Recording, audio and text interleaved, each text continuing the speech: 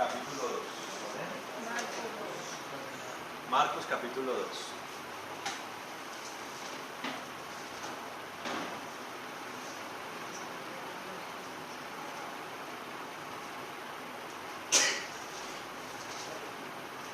¿Qué título hay ahí? Jesús sana a un paralítico. ¿Jesús sana a quién? A un paralítico. Bueno, ¿qué es un paralítico? Una persona que no puede caminar. No puede caminar, ¿cierto? Paralizado, ¿cierto? Bueno, dice acá.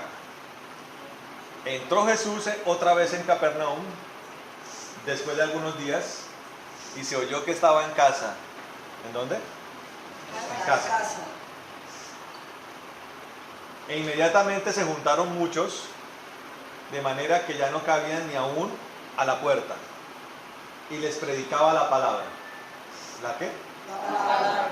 Entonces vinieron a él unos trayendo un paralítico, que era cargado por 4. Y como no podían acercarse a él a causa de la multitud, descubrieron el techo de donde estaba y haciendo una abertura, bajaron el lecho en que yacía el paralítico. Al ver Jesús la fe de ellos, dijo al paralítico: Hijo, tus pecados te son perdonados. Estaban allí sentados algunos de los escribas, los cuales cavilaban en sus corazones. ¿Por qué habla este así? Blasfemias dice. ¿Quién puede perdonar pecados si no solo Dios?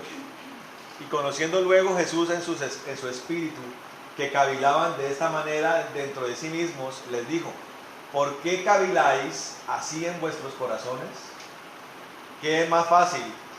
¿Decir al paralítico, tus pecados te son perdonados? ¿O decirle, levántate, toma tu lecho y anda?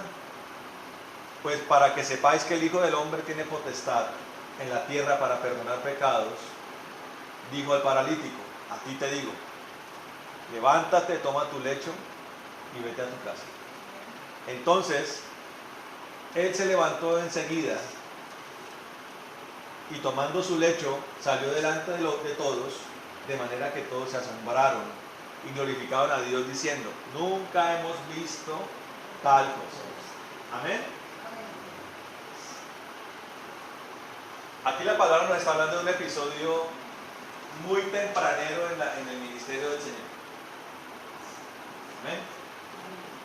O sea, el Señor está arrancando su ministerio. Él era conocido como ¿quién? ¿Jesús de qué? ¿Por qué? ¿Por qué se le llamaba Jesús de Nazaret? ¿Habían nacido? Habían nacido. No, ese fue el lugar donde él se crió. Amén. Ahora, creció en Nazaret porque Nazaret era el lugar que se había profetizado, que de allí él iba a instalarse. Ahora, eso hacía parte de una región llamada ¿cómo? Galilea. Un rincón despreciado en la tierra de Israel. ¿Sí? Un rincón de indoctos, de rupestres, ¿sí? Pescadores, publicanos.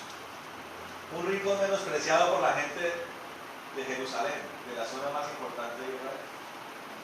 Y cerca a Nazaret había un lugar que se llamaba Capernaum, que salido el Señor de su casa fue el lugar donde se instaló él, también en Galilea, que era Capernaum, o quedaba.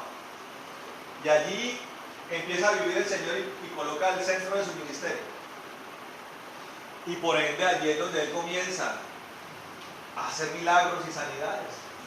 Y a predicar ¿qué? La palabra de Dios. Ahora, aquí el Señor, aquí la palabra está diciendo que él estaba ¿qué? Predicando la palabra. ¿Y cómo estaba la casa? Llena. ¿Sabe qué? Yo he detectado en todo este tiempo que uno lleva de misionero, de pastor, que hay algo que a la gente no le gusta. y es la palabra. ¿Sí?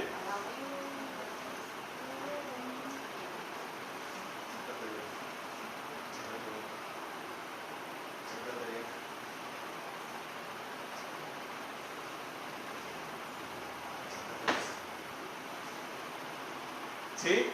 A la gente le gustan las cosas que Dios da. A la gente le gustan los milagros. A la gente le gusta el entretenimiento en el que se ha sumergido la iglesia. ¿Sí? El espectáculo. La prosperidad. Pero la palabra no les gusta. Como lo veíamos, ¿cuándo fue? El viernes. Hablábamos de que la palabra es como una espada. ¿Y qué ejemplo pusimos? El del pollo, ¿cierto? Cuando se iba a comprar pollo, ¿cómo hace el carnicero? Descuartiza el pollo. La palabra, eso es lo que hace con nosotros. Nos parte, nos atraviesa. Pero fíjese una cosa, aquí el Señor estaba predicando la palabra, pero la gente estaba interesada. ¿Sabe por qué? Porque los israelitas, los judíos, estaban esperando a quién. Un profeta superior a Moisés. ¿Sí? Un profeta que hablara la verdad. ¿Me está entendiendo? Un profeta que les dijera lo que necesitaban escuchar. Y eso era lo que el Señor estaba haciendo. Por eso cuando Él aparece en el escenario, Él dice, arrepiéntanse porque el reino de los cielos se ha acercado. ¿Sí? Escuchen la palabra para que ustedes atiendan el llamado de Dios. Amén. Díganle que está al lado, usted necesita escuchar la palabra.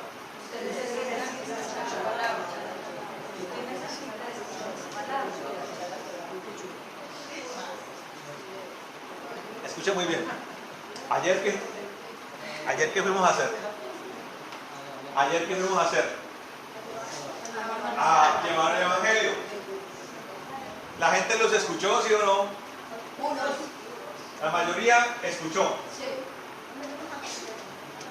Pregúntese usted, ¿por qué ninguno vino?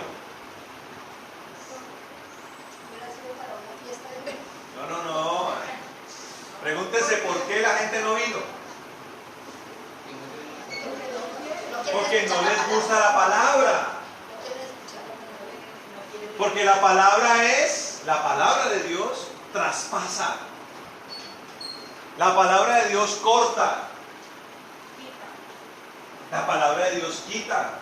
La palabra de Dios circuncida. La palabra de Dios exige, demanda. Y la gente no quiere escuchar eso. La gente no quiere escuchar lo que Dios está proponiendo. ¿Me está entendiendo? Lo que Dios está diciendo. La palabra siempre va acompañada de ¿qué? Del Espíritu Santo.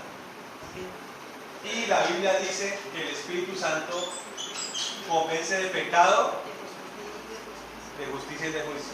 ¿Convence de qué? De pecado. Usted puede hacerse el de la vista gorda con la palabra, pero lo que le conviene a usted es permitir que la palabra desnude su pecado. Que el Señor le diga, este es su pecado. Ahora, escuche muy bien esto. Pecado está en singular, pero generalmente lo que la palabra hace es desnudar sus pecados, su situación interna. Y usted puede tomar la decisión de creer o no creer, de aceptar o no aceptar. Amén. Y que la palabra diga, por ejemplo, que los mentirosos no pueden heredar el reino de los cielos. ¿Qué dice la palabra? Los mentirosos no pueden heredar el reino de los cielos. Entonces, uno puede decir, pero es que yo no soy tan mentiroso.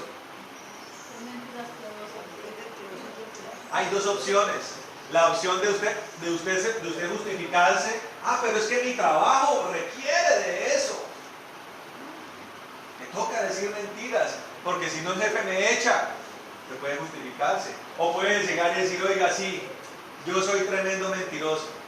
Yo necesito que Dios me ayude, porque mi vida ha sido una vida llena de mentiras. Ese es el comienzo de un verdadero arrepentimiento. La palabra de Dios dice, por ejemplo, que los idólatras no pueden heredar el reino de Dios. Eso está muy claro y es de las cosas más claras en la Biblia. Los idólatras no pueden heredar el reino de Dios. ¿Qué es un idólatra? Ahora, el idólatra puede reaccionar también como el mentiroso, es decir, pero es que yo no adoro la imagen, yo no me inclino a ella, yo solamente le hago una reverencia. Es mentira. Reverencia, fijación, postración delante de, es lo mismo, hermano.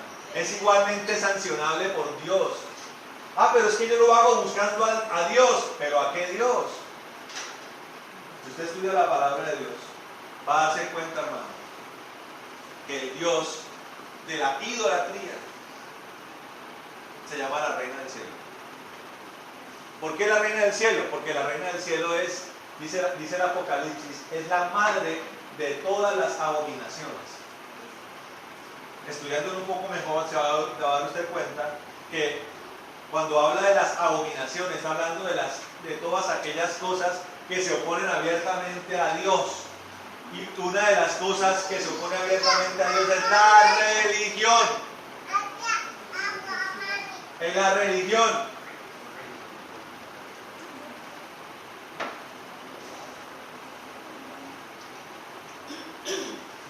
La religión es el modus operandi de la idolatría, de la reina del cielo. ¿Sí? Nosotros no podemos seguir esa línea. Nosotros tenemos que buscar con autenticidad al Dios verdadero. Dígale que está al lado, al Dios verdadero. ¿Y quién es ese? El Dios creador del cielo y la tierra. Ese es. El Dios santo. El Dios que es sublime. El Dios que es fuego. El Dios que es amor. El Dios y Padre de nuestro Señor Jesucristo. El mismo Señor Jesús. El Espíritu Santo. Ese es nuestro Dios. Y nosotros tenemos que adorarlo como a Él le gusta. El idólatra dice que busca a Dios, pero él ama es su religión. Él ama su religión. No le importa a Dios. Puede decir que lo ama, pero no le importa. De hecho, lo aborrece. Porque si alguien aborrece la palabra de Dios, aborrece a Dios. Entonces, sencillo, hermano. Lo que Dios requiere del idólatra es que diga, oiga, sí, hasta el día de hoy había estado buscando a Dios de la manera equivocada. Había estado ofendiendo a Dios por andar siguiendo los muñecos, los ídolos. Voy a dejar eso. Los que se arrepienten de la idolatría rompen sus ídolos y los desarraigan de su corazón. Emanuel, siéntate.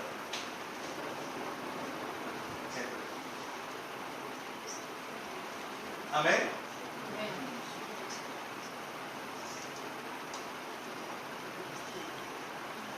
Y así para todos los pecados, hermano. Aquí la palabra estaba siendo escuchada por la gente. Y aparecen en el escenario, ¿quiénes? 4 hombres cargando a un paralítico. En ese tiempo no habían ni sillas de ruedas. Nada. En una estera ahí era cargado él. ¿Sí? Cuando llegaron a la casa del Señor, ¿cómo estaba? Estaba repleta de gente escuchando la palabra de Dios. El fragmento de la Biblia no dice que el Señor estuviera haciendo sanidades o milagros. Pero estos hombres creían que ese que estaba hablando la palabra era el que podía sanar a su amigo. Ellos creían que ese era el enviado del cual hablaba el profeta Elías, que venía a libertar.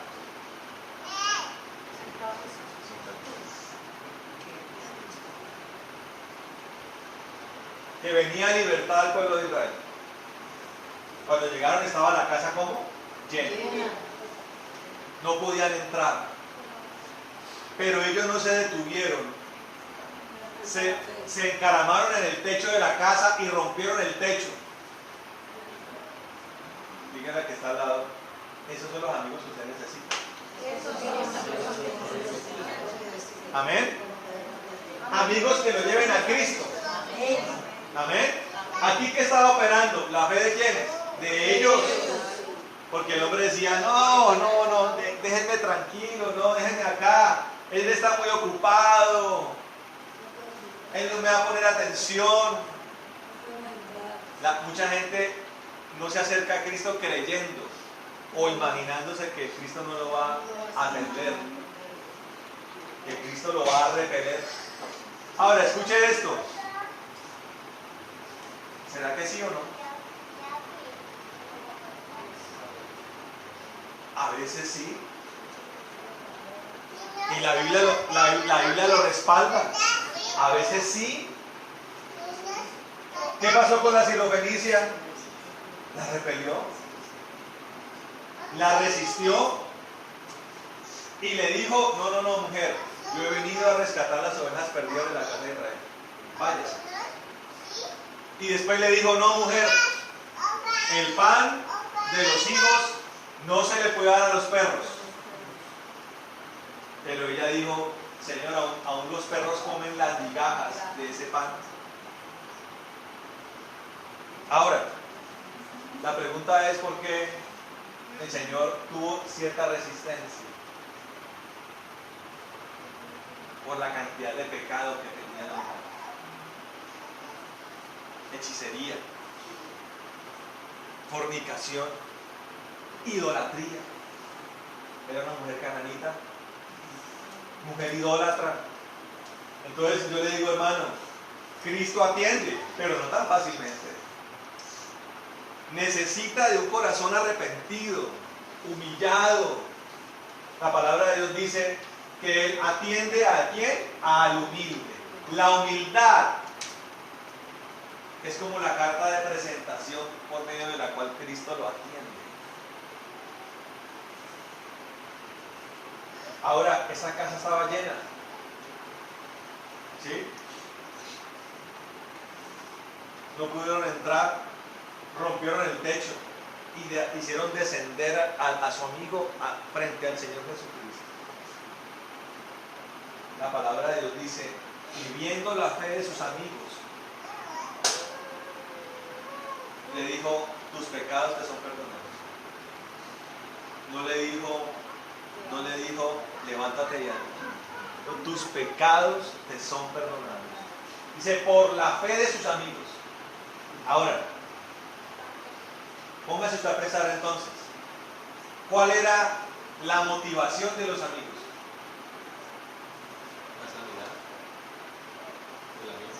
Y entonces, ¿por qué dijo, tus pecados te son perdonados? Y está después de que dice, por la fe de sus amigos. Probando la fe de ellos. No. Probando la fe de ellos. No, ellos tenían una doble preocupación. La condición física de su amigo, pero también la condición espiritual de sus pecados. Mire, yo quiero que usted, escuche muy bien, no se me distraiga, siéntese, Manuel. Escuche muy bien. Yo quiero que usted entienda cómo es Jesús y cómo opera, y que usted comience a tener discernimiento de las cosas. Dígale a que está al lado, no se deje llevar por la emocionalidad. Aquí un día, Dios trajo ¿a quién? A un paralítico, ¿se acuerdan? El día que predicó el pastor Carlos. ¿Usted se conmovió? ¿Sí o no? ¿Pero tuvo discernimiento? No. Tal vez no. Cuando uno tiene discernimiento se da cuenta de las cosas. Se da cuenta de que sí, el hombre está paralizado en una silla. Pero su corazón aborrece a Dios. ¿Usted está entendiendo? Sí. ¿Qué le importa más a Dios? Su corazón. ¿Su estado físico o su corazón? Corazón. Ahora, muchas veces ese estado físico es consecuencia de una mala vida, de una vida de adulterio. De pronto la persona se accidentó por estar borracho, por andar haciendo lo que no debía, ¿sí me entiende? Y termina la persona así. ¿La culpa de quién es? ¿De Dios? No. Entonces, estos hombres estaban preocupados por su amigo, porque había tenido una vida desenfrenada, una vida de pecado que trajo como consecuencia su estado de parálisis. Pero entonces ellos querían que el Señor hiciera una restauración total. Amén. Y por eso dice, viendo el Señor la fe de sus amigos, le dijo al paralítico, tus pecados te son perdonados. No dijo, viendo la fe del paralítico, dijo la fe de sus amigos. O sea, los amigos creyeron que ese que estaba predicando esa palabra podía perdonarlo. O sea, ellos estaban convencidos de que ese era el enviado de Dios. De que él podía hacer de su amigo una persona nueva. Amén. Y ella una persona nueva.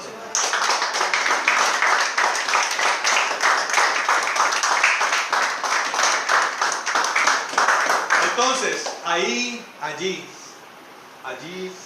en el pasaje, los que estaban allí dejaron de sorprenderse, porque dice inicialmente que estaban todos como maravillados por las palabras, afirmando y confirmando las palabras de los profetas. Estaban maravillados. ¡Ah, qué hombre! ¡Qué profeta es este! ¡Qué tremendo enviado de Dios!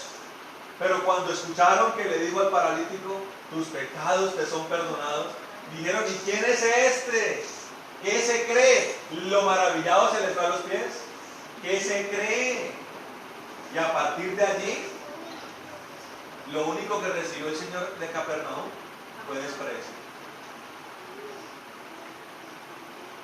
Tan es así que en la palabra hay un juicio contra Capernaum. Imagínese tener uno en medio a Cristo para despreciarlo. Ayer cuando estábamos predicando la palabra en la calle, nos apareció un hombre que con lágrimas en los ojos nos dijo que Cristo lo había sanado. Mire, uno tiene que ser muy mesurado cuando escucha a la gente. Cero emocional. Yo lo escuché atentamente, pero mi discernimiento me decía que ese hombre no ama a Dios.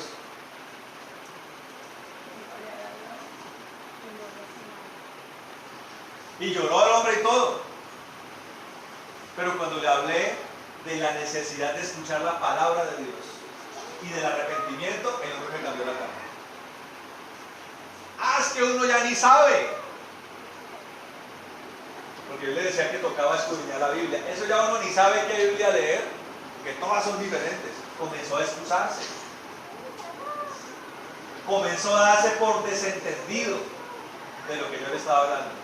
Y lo único que yo le dije, mire, yo le quiero es decir que usted tiene que reconciliarse con Dios, porque usted está apartado de Dios. Y a la gente no le gusta eso. Entonces, claro, uno escucha por ahí toda esa cantidad de testimonios que lo hacen a uno llorar. ¡Ay, la casa del corazón! ¡Qué lindo Dios! ¡Ay, lo levantó! ¡Qué lindo Dios! ¡Ay, le dio su casa! ¡Qué lindo Dios! Sí, qué bello Dios, qué misericordioso. Pero eso no es lo más importante, hermano. Lo más importante es la palabra que lleve a la persona a la reconciliación con Dios. La prioridad de Cristo, el Señor, es que las personas se arrepientan de sus pecados. Así es.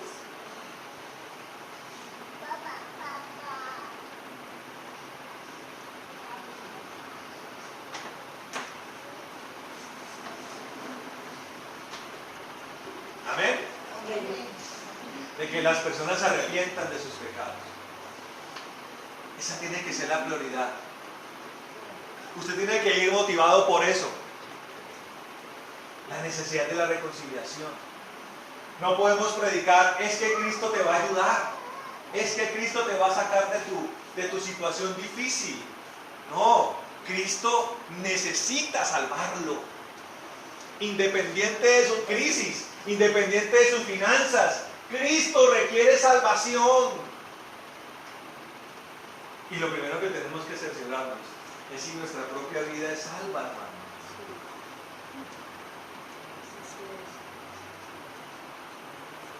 Si de verdad nuestro espíritu nos ha llevado a ese entendimiento, hermano.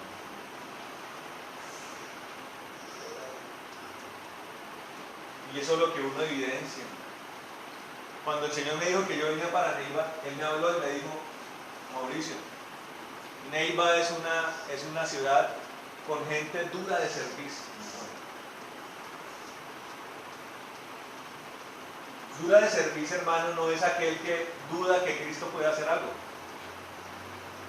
Usted le puede decir a la gente, yo creo que el Señor lo puede sacar de todo esto. ¿Y qué le va a decir a la persona? Sí, yo creo. Eso no es ser duro de servir. Duro de servir no es creer que Dios existe. La mayoría, en el 99,9 de los casos, dice, sí, yo creo que Dios existe. Ser duro de servir es resistirse a la palabra de transformación de Dios. Es resistirse a reconocer que se es pecador. Es resistirse a la palabra que dice que tenemos que nacer de nuevo, hermano. Eso es ser duro de servicio. Y evidentemente, eso es lo que yo he encontrado acá en esta ciudad. Gente dura de servicio. Le habla uno al taxista y es duro de servicio. Le habla uno a la tendera y es dura de servicio. Le habla uno a la familia y es dura de servicio. Pero si yo me la pasara hablando, hermano, de los beneficios del poder de Dios para su vida terrenal, le aseguro que la iglesia estaría llena.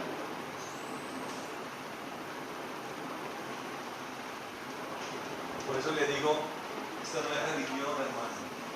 Díganle que está al lado, esto no es religión. Esto no es religión. Dígale que está al lado, esto es arrepentimiento. Dígale que está al lado, esto es nuevo nacimiento. Pero esta gente sí creía. Esta gente no dudaba de que Dios iba a perdonar a su amigo el sinvergüenza. Porque era un sinvergüenza. Estos amigos creían que ese Mesías lo podía levantar de su parálisis y lo podía hacer una nueva criatura. Amén. Y eso fue lo que el Señor hizo. Ahora, obviamente en ese tramo, en ese momento, este hombre necesitó entender que tenía que impregnarse de la fe de sus amigos. Amén. Él se sintió conmovido por esas palabras que Cristo le dijo. Tus pecados te son perdonados. Muchas veces el Señor tiene que decirnos cuán pecadores somos para entender su amor, hermano. Necesitamos que el Señor nos diga, usted es un malvado. Y uno necesita decir, sí, Señor, he sido malo toda mi vida. Me la he pasado pecando toda la vida. Pero ahora tú me estás diciendo que me puedes perdonar mis pecados. Yo necesito que perdones mis pecados. Dígale que está al lado. Usted necesita que el Señor le perdone sus pecados.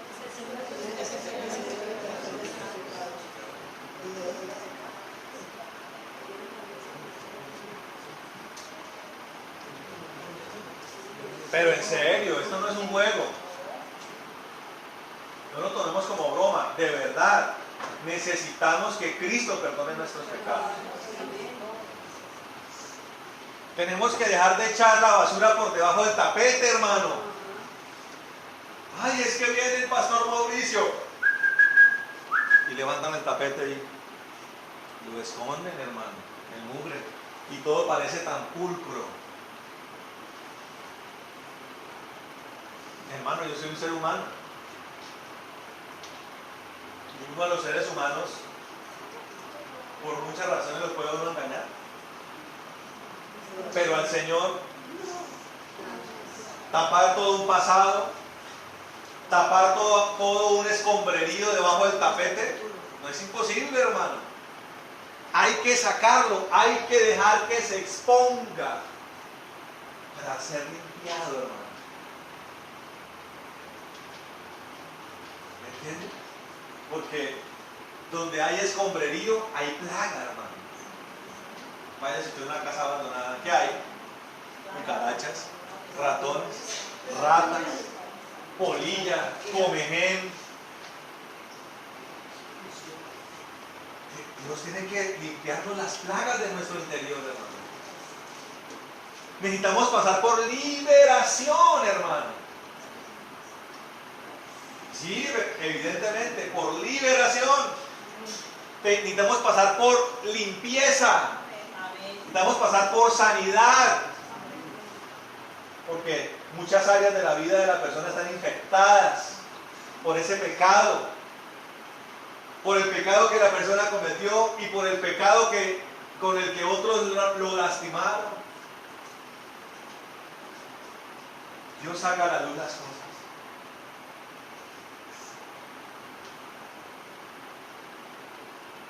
Y necesitamos que Dios lo haga.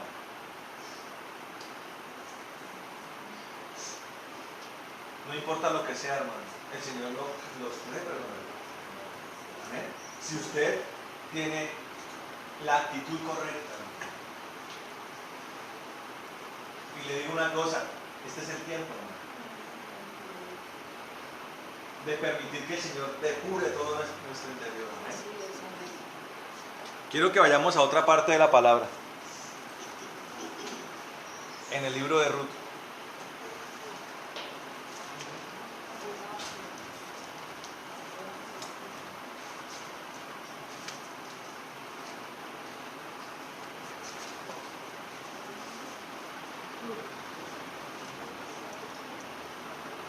Capítulo 1.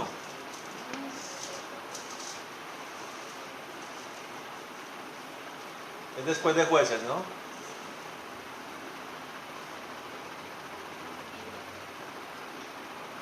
Dice la palabra del Señor. Dice: aconteció en los días que gobernaban los jueces que hubo hambre en la tierra. ¿Cómo? Hambre. Y un varón de Belén de Judá, siéntese, que un varón de Belén de Judá, y un varón de Belén de Judá fue a morar en los campos de Moab.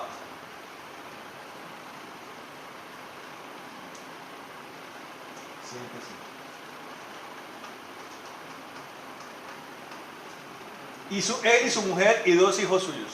El nombre de aquel varón era Elimelech, y él de su mujer Noemí. Y los nombres de sus hijos eran Malón y Kelión, efrateos de Belén de Judá. Llegaron pues a los campos de Moab y se quedaron allí. Y murió Elimelech, marido de Noemí, y quedó ella con sus 2 hijos, los cuales tomaron para sí mujeres moabitas. ¿Mujeres qué? Moabitas.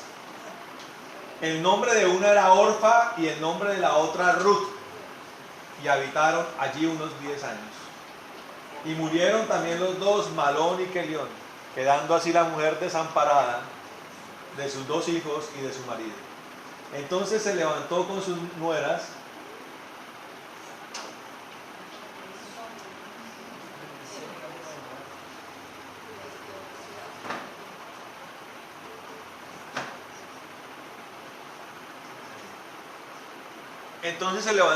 dos nueras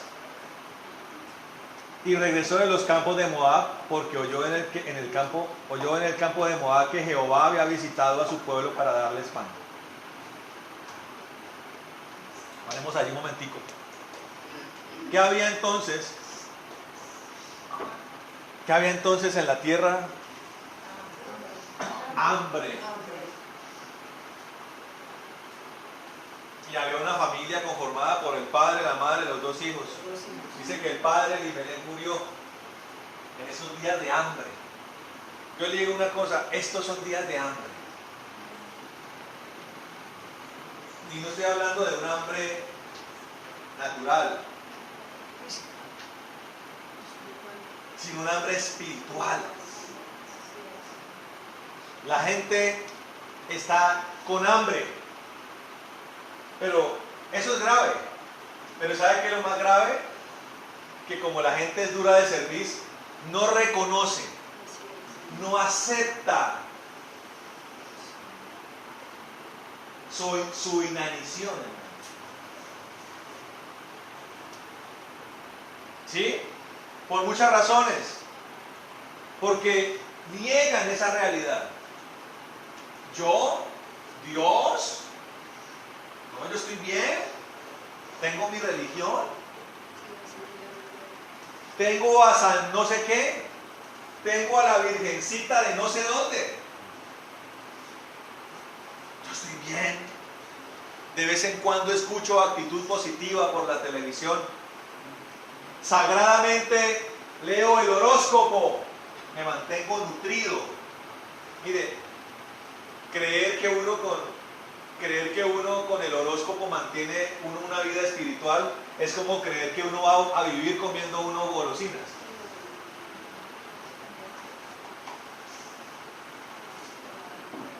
Ah, no. Todos los días escucho el devocional del Padre Linero. ¿Sí? Todos los días me siento con mi abuela a rezar el rosario.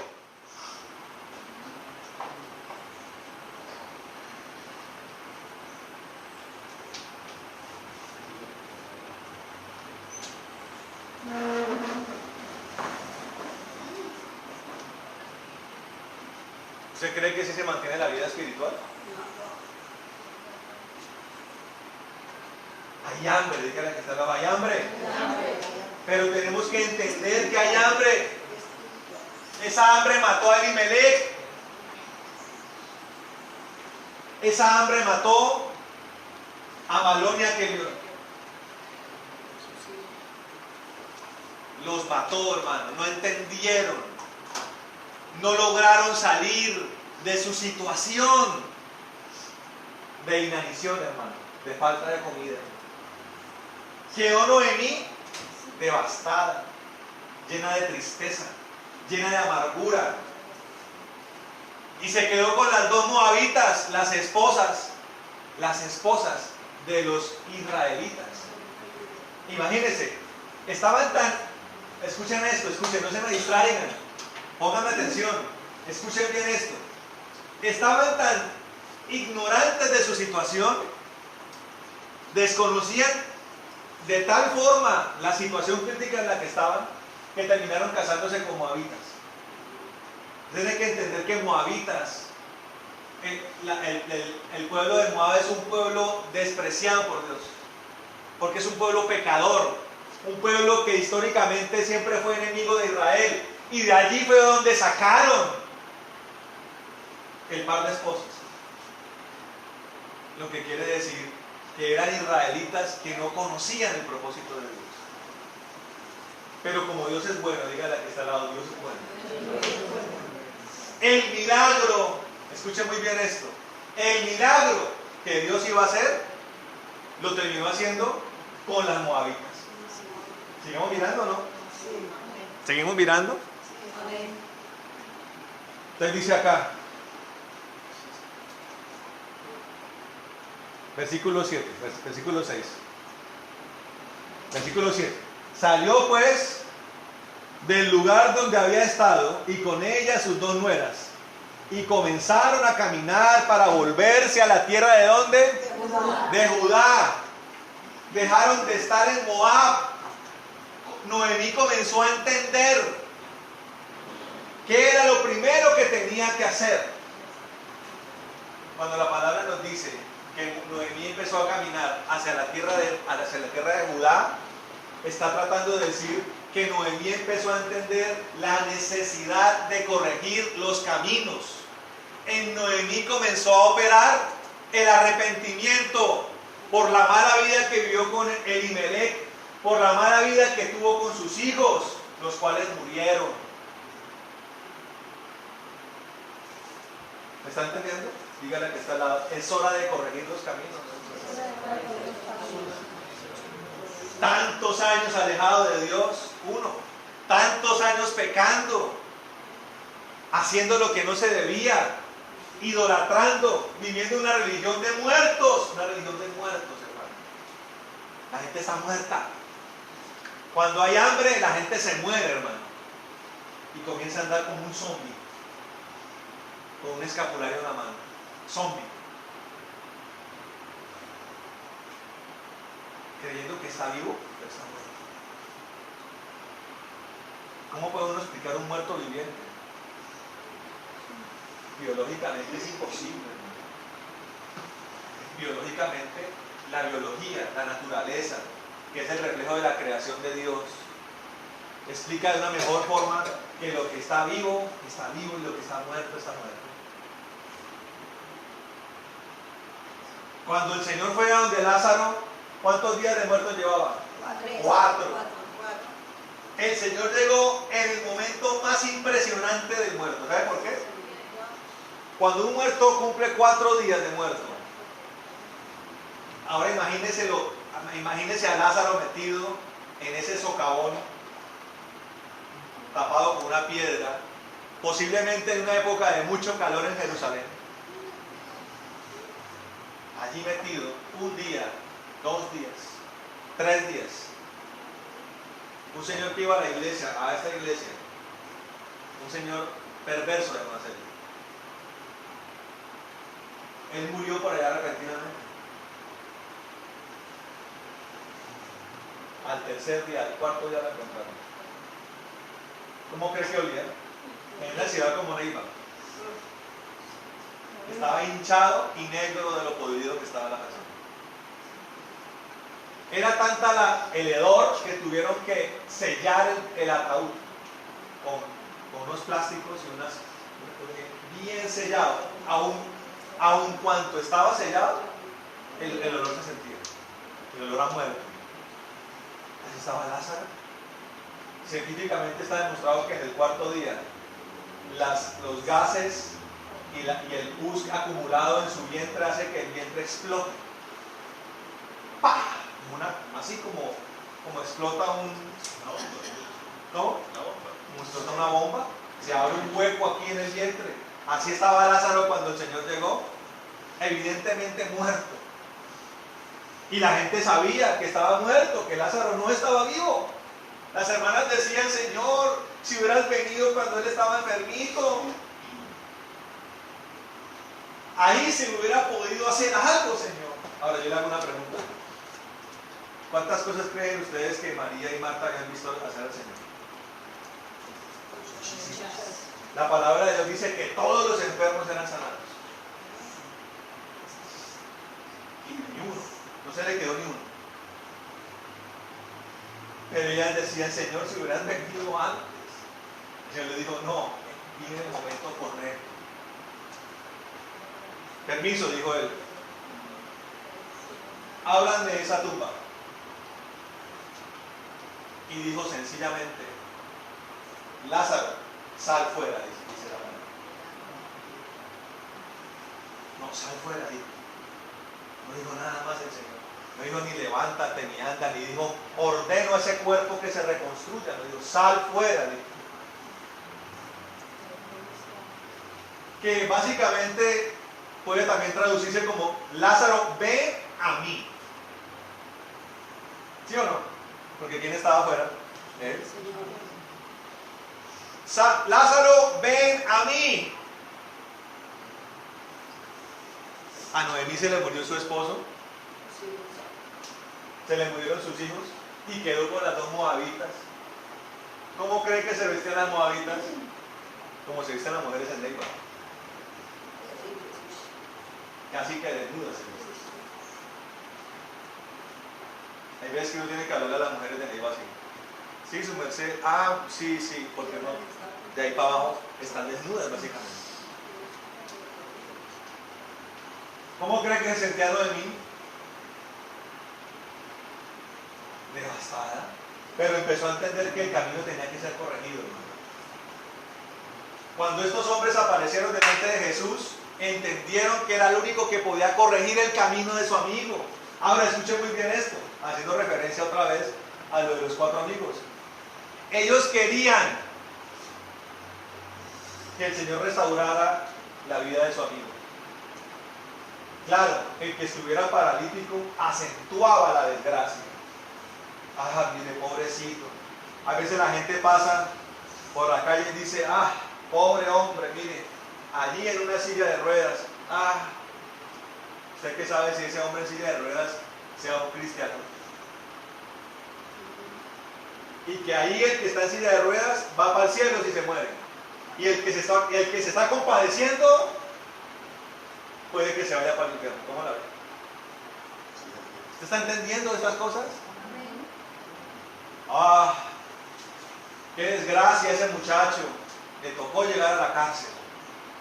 Ah, qué lástima, qué desperdicio. Siéntese. Qué desperdicio. Oiga, ¿usted qué sabe si el que está en la cárcel está teniendo un encuentro con Cristo, hermano? Lo digo porque yo soy misionero de cárceles. Y lo he visto. Digo, tremendo, Señor. La cárcel fue el lugar de su salvación. Y la calle fue el lugar de su desgracia. ¿Cómo la ven? Y si se llega a morir, va para el cielo. Y el que está afuera diciendo, pobre tipo este, detrás de 4 rejas. Ahora yo le digo, si es una situación bastante complicada, pero Dios es superior a todas las cosas. Dígale que está al lado, Dios es superior a todo. Y de pronto el que está por fuera compadeciéndose, se va para el infierno, hermano. ¿Cómo la ven? Así es como Dios ve las cosas, diferente a los hombres. Los 4 amigos llevaron a la salvación a su amigo, pero yo creo que en algún punto de todo eso, ellos entendieron también que ellos necesitaban pedirle perdón a Dios por sus pecados. Porque uno muchas veces, siendo ciego, quiere ser guía de ciegos.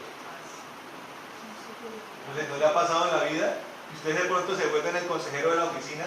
Tienes que hacer esto con tus hijos, con tu esposo, con tus finanzas. Y usted va para la casa y los hijos son rebeldes con usted, su marido le pega y está quebrado. ¿Cómo la ven? ¿No pasa? ¿Pasa? Pero es que yo le digo una cosa, hacer uso teórico del sentido común es muy fácil. Porque eso está escrito, la ley está escrita. Las finanzas de la casa son básicas. Pero la gente conoce la teoría, pero no la aplica, hermano. La gente conoce de Jesús, la gente conoce de lo que Él habla, lo conoce, de verdad lo conoce. Pero la gente no está interesada en conocer sus palabras, ni en el propósito de ellas, hermano. Entonces los amigos tuvieron que entender que esas palabras que Cristo hablaba y que esas palabras con las cuales perdonó a su amigo, ellos también tenían que escucharlas. Díganle a que está al lado, las palabras de Cristo son difíciles. Pero cuando las pasamos, cuando las digerimos, son vida en abundancia. ¿Usted cree que fue fácil la palabra para Nicodemo? No fue fácil.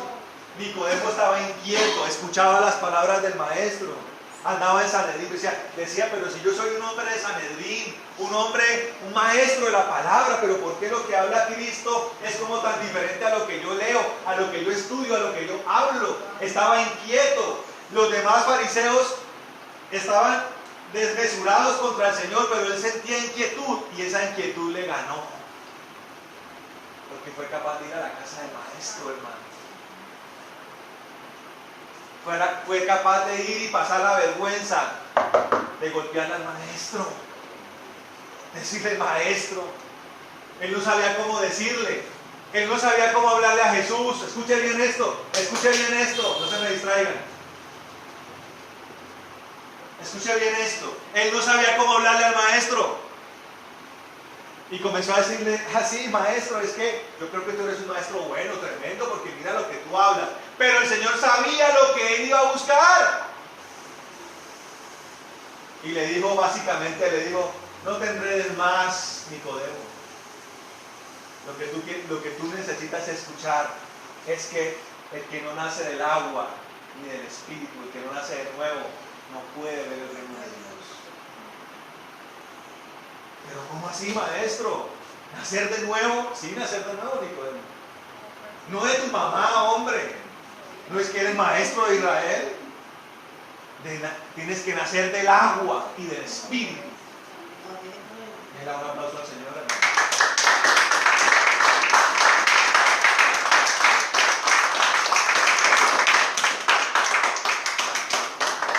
Ruth lo estaba entendiendo, apenas lo estaba empezando a entender. Tuvo que comprender que allá en Judá había otra vez pan. La palabra de Dios nos dice que el pan verdadero no es el que comemos todos los días, que el pan verdadero viene del cielo. Noemí tal vez se fue buscando un pan para saciar su estómago, pero lo que iba a encontrar era un pan que iba a darle alimento espiritual, hermano. Amén. ¿Miramos? Entonces dice acá. Y Noemí dijo a sus dos nueras: andad, volveos cada una a la casa de su madre. Jehová haga con vosotras misericordia, como la habéis hecho con los muertos y conmigo.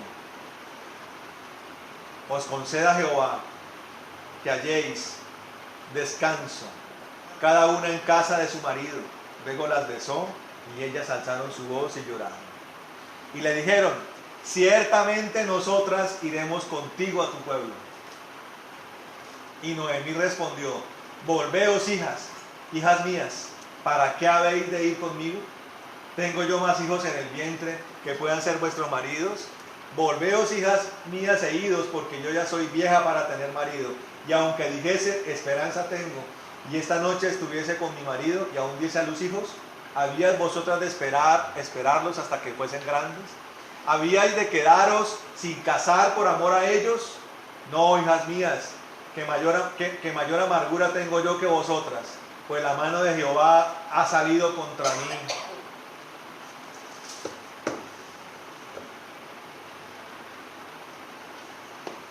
Y ellas alzaron otra vez su voz y lloraron. Y Orfa besó a su suegra, y mas Ruth se quedó con ella. Y Noemí dijo: he aquí tu cuñada se